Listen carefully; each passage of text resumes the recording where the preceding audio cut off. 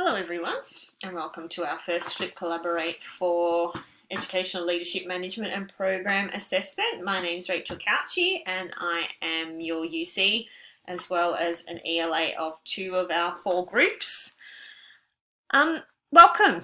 Now the way I like to design Flip Collaborates is to give you an overview and to give you an opportunity to get started straight away. So even though this is not due until the 24th of August, which is in week 7, you've got plenty of time to, start planning for the assessment. And the great thing about the way this unit is structured is that as we progress through these weeks, you're going to see a strong correlation to the assessment. So we've got week 1 where we're being introduced to leadership styles, week 2 where we're comparing theories and models, we've got week 3 where we're talking about pedagogical leadership, and then into week 4 where we talk a little bit more about management. So what we are following along in our learning materials is closely linked to this assessment, and it makes a lot of sense the way the two of them go together, which makes it a lot easier for you guys to navigate.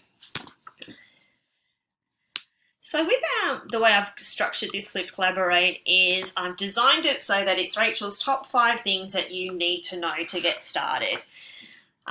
In the interactive Collaborate, which I believe we've organised for week 4, we will go into a bit more of the nitty-gritty and a bit more of brainstorming to give you ideas. But these are just the top 5 things I feel like you need to know right now to help you get started and to help you plan. So number 1 is understand the quote. Now, if you haven't been into the assessment details yet, you might not have seen that this whole essay is based around a particular quote. And the quote is from Rod, which is in our readings from week 1, I believe, that says, understanding leadership in early childhood has been plagued by its confusion with the concept of management. So our whole essay is going to be underpinned by this quote. Now, it's important that we use the quote in our introduction, and it's important that we keep connecting back to it at different stages throughout the essay. We need to have a strong connection to early childhood leadership and management, and we have to have a strong connection back to this quote. So we keep referring back to it throughout the body of our essay. Now, this quote is telling us already some pretty important information. So Rod is telling us that often in early childhood situations, there is a confusion. She is saying that there is a confusion between leadership and management. The lines get a bit blurred, probably more so than, say, in a school situation or perhaps other industry situations. In a school situation, the lines of leadership are quite clear because we have things like learning specialists, and we have things like a pedagogical leader, wellbeing leader, vice principal, emails going off, vice principal and principal. And although they do have managerial tasks to perform, they're sort of on the wayside and they don't really have much connection to other people within the school. And their leadership qualities do shine through very, very clearly on how their leadership style works. And also, those roles are quite clearly defined. So in a school setting, leadership is quite clear. In, excuse me for all those emails going off, in an early childhood setting, it can be different. But what we need to investigate is, why is this so? Thinking about this quote, always keeping it in our mind when we're doing our readings and thinking, well, why? Why is there this sort of confusion happening? What's it because of? I've just gone through the readings and pulled out some of the things that I thought perhaps were relevant, but as you'll hear me say quite a few times over this Flip Collab, this is not an exhaustive list. These are just some ideas that I happened to pull out. Obviously, they need much more thorough research and investigation, but just ideas to get you started. So why is there confusion? So Rod and in a few other of the readings, they talk about the lack of a of agreement on language. So often in early childhood documentation, there's sort of the terms are used interchangeably and there's no clear definition between the two. So if you're told that you've got these particular managerial tasks to perform, but are you seen as a leader, and that, you know, confusion can arise.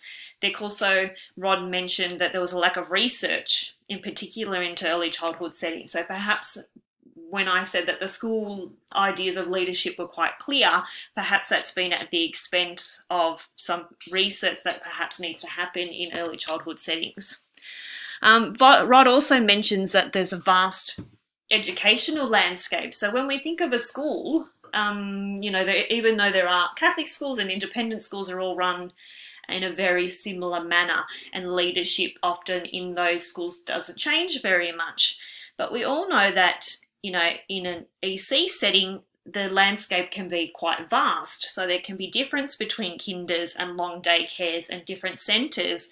And even from one centre to another, there can be differences, perhaps with privatisation, and perhaps some are run as a business and some are run through councils. And so just the landscape, the nature of the way early childhood is run is so vast, and there is going to be different protocols and different ways that leadership and management is dealt with within just a particular centre compared to other centres and other early childhood settings. So perhaps that's where some of the confusion lies, is because it is quite different, and different centres would perhaps make up their own policies around leadership and management. Perhaps there are limited opportunities in leadership, perhaps linking to some of the above theories that because there is different centres that manage things their own ways, there could be limited opportunities for leadership, or perhaps limited opportunities in terms of training or being clear about what leaders do or what particular managers do. Is there some interconnectedness, which is something that we also have to have a think about with this question. Obviously, they don't exist in a vacuum. There's going to be lots of things that interconnect between managers and leaders, and good leaders do need to be managers, and vice versa. You might even delve into, I noticed in some of the readings there was a connection between leadership and the gender gap, and we are in obviously the profession of which is has gender issues in terms of female dominance and being in a caring role and empathy and needing to connect with families and children. Obviously, that's our main objective, and that's what leaders need to possess. I guess more of those skills than say that they would in some in a different field, perhaps. And then Rod also mentions resistance from teachers if model doesn't fit their unique circumstance, which again ties in with that point above about the vast educational landscape and things being quite different. So these were just some ideas that I pulled out of the readings. There could be a lot more that you can think of yourself. And I guess the great thing is we don't want to turn it into an outline of our own personal experience. It's not something, this is third person, this is academic writing, and it is theory-based, but you can sort of use your own experience, I guess, as a guide. So if things have happened to you and you see that could be an area of confusion, it can lead you into something that you could academically research and support with academic evidence. So really understanding the quote, thinking about where the confusion could potentially lie, and give yourselves, jot down some ideas first off and get them sort of clear on where that you think the confusion lies. Once we've got that established, we then need to go to point number 2 of the things that you need to know to start this essay, which is understand the roles of leaders and managers. So we have to have a clear distinction about what we feel is different about them and where the interconnectedness can lie as well. So you can see that we've got these 2 circles here, and there is that part in the middle where there's some form of crossover. So the assessment details tell us that we need to discuss and analyse the roles of leaders and managers in educational settings and analyse the required skills and dispositions needed to do each role. So we need to understand what is the basis behind good leadership. We need to understand that, leaders do possess that people skills, I guess is the best way to put it, that potentially managers would not always have. So we can define management as that sort of more day-to-day, the organisational roles, the timetabling, the policy writing, the organisation of paperwork. Whereas we see leadership more as the visionary, the inspirational, motivating people, encouraging people, being supportive, and connecting back to those leadership theories, which will come in point 3. So you think about someone could be a good manager. They could be terribly great at being really super organized and having paperwork ready when it needs to be. But does that make them a good leader? Does that make them good with people? Does that make them an effective communicator? Does it make them inspire and be an advocate for early childhood education? Not necessarily. I have written in the corner over here the difference between the skills and dispositions, because we are going to analyse the required skills and dispositions to do each role. And what you need to be an effective manager is going to differ from what you need to be an effective leader. And you probably already found that out from weeks 1 and 2 readings. So a disposition is the inherent quality of your character. So those things that we talked about are probably going to link more to your disposition as a leader. Not to say that leaders don't have any skill, but there is going to be inherent qualities, which is why some of the readings say that some people are born leaders, and some readings say that people can learn to be good leaders. Some of those theories link to the fact that you can, if you just find out what those particular skills and dispositions are, you can learn to be a good leader. And we've got the skills being the ability to do something well. So we would say that management is more a skill, things that can be learned. Organisation can be learnt, paperwork can be learnt, processing, doing calculations, timetabling, policy writing, all can be learnt. But can these leadership qualities be learnt? And depending on what theory you go by, yes, they can to some extent, but some people's personalities will lend themselves better to particular leadership roles. So we need to understand the managers and leaders. If you, the first few weeks of our readings are going to be based more about leadership, and you might be thinking, oh, when are they going to start talking about managers? But if you want to jump ahead and just have a look through the week 4 stuff, you will get a bit more of an outline about managers as well. The third thing that you really need to know about to start this essay, or to get your head around this essay, is understanding the models and theories of leadership and management. Now, I've just chosen to list down the models and theories of leadership, and I will leave the management up to you because it's just a matter of going through the readings and pulling them all out. As I said, our learning materials have done an excellent job of setting us up for this particular essay. It's all there in front of us. We just need to add extra references to help boost our academic theory. So obviously with theories, we've got all the trait theory, we've got sociocultural theory, transformational, all of those ones that I've listed there for you, and they've been all taken out of the readings we've done. And then you might be saying to yourself, well, there's lots of theories, and I don't really understand what the difference is between a theory and a model. And I must say I had to ask myself that exact question as well. So I thought to myself, well, what is a model? And when I looked through the Rod reading, she explains it really well. I think that's the reading from week 1. A model is a means of or framework for classifying selected factors and features. So she's mentioning that the theory is a theory of how things work, and the model is more the practical implementation of the theory. So it's like the theory at work. How does it work? So if you have a look through that same Rod reading, she talks about quite a few different models of leadership, starting off with Collins from 2001, where she mentions the 5 levels of leadership in that leadership model.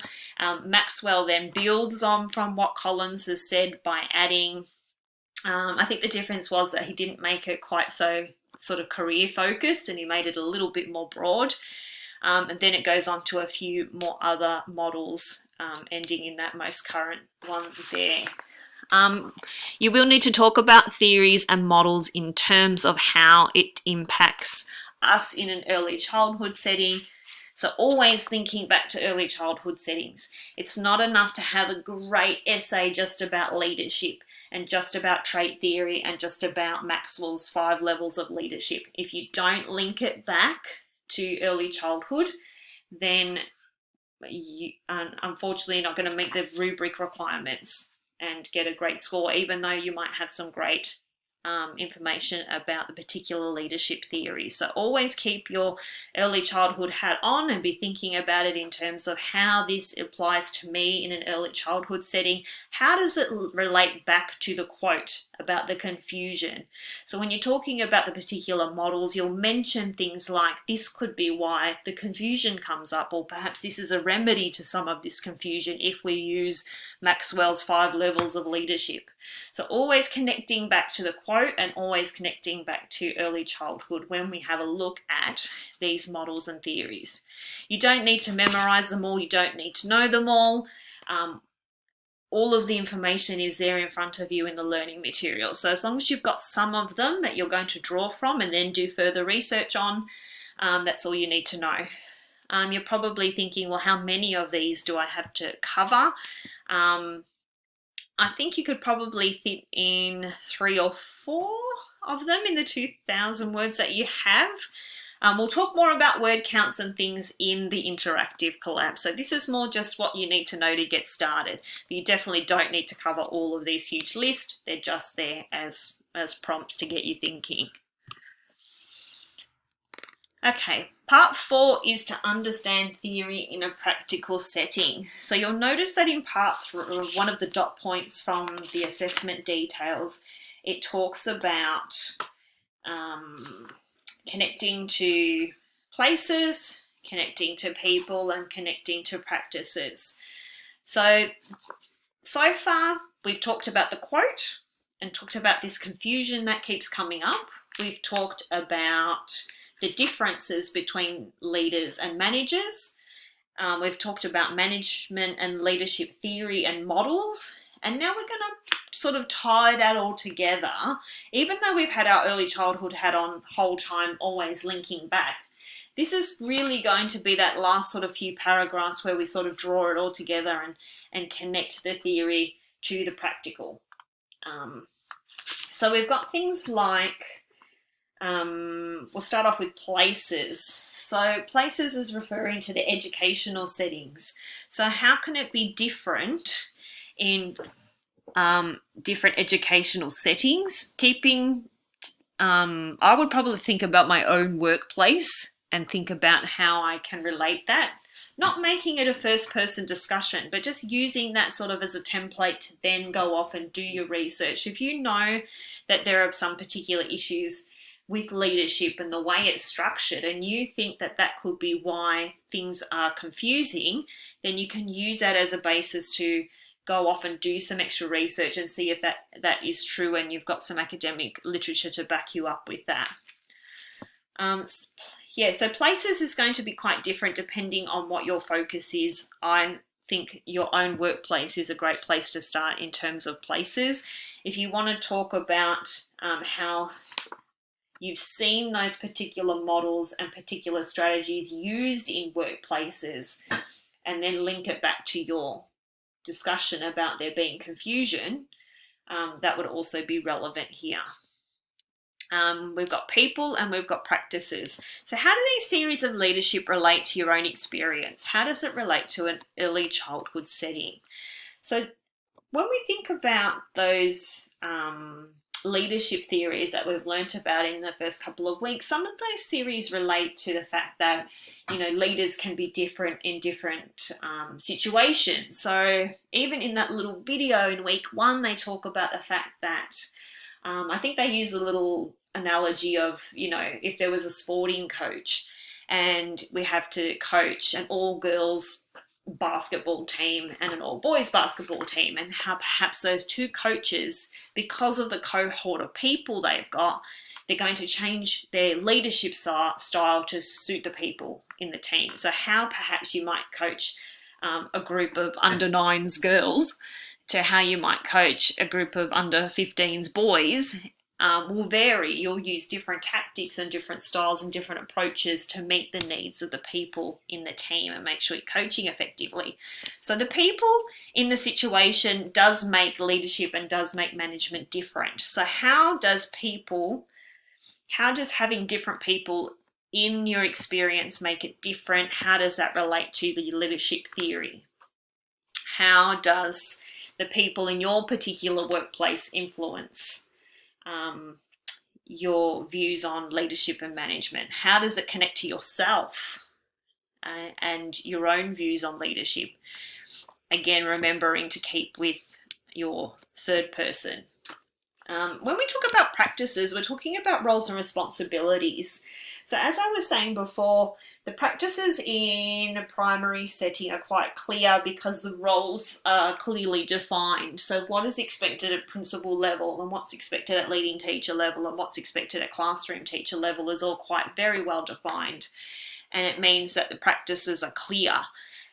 Perhaps this is where some of the confusion is coming in, as we said earlier, about how does this relate to an early childhood setting? How are some of the roles and responsibilities perhaps not clear? And that could in turn affect the way leadership is encouraged within an early childhood setting.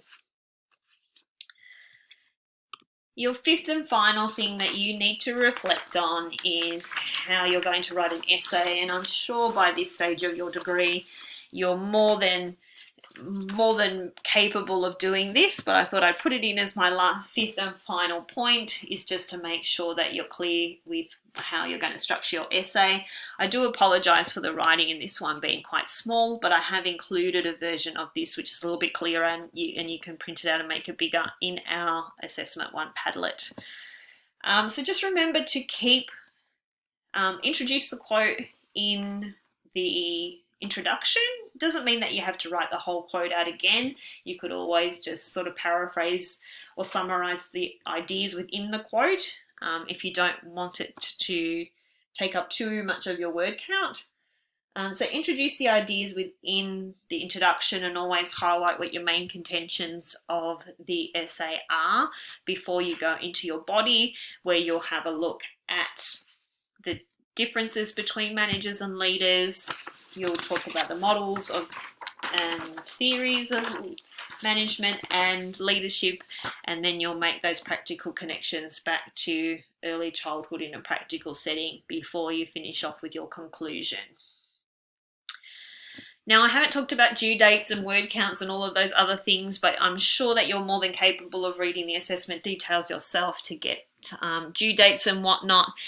In our Interact to Collaborate, we will talk more about the difference between skills and dispositions, the difference between leadership and management, and connecting to some of those practical settings that we talked about as well. I really hope this flipped collab has helped to get you started and just raised what some of the main things that you need to be looking for over the next weeks 1 to 5, but definitely weeks 1 to 4 in particular is what we're going to be basing this essay around. Thanks very much, and I'll see you in the next one.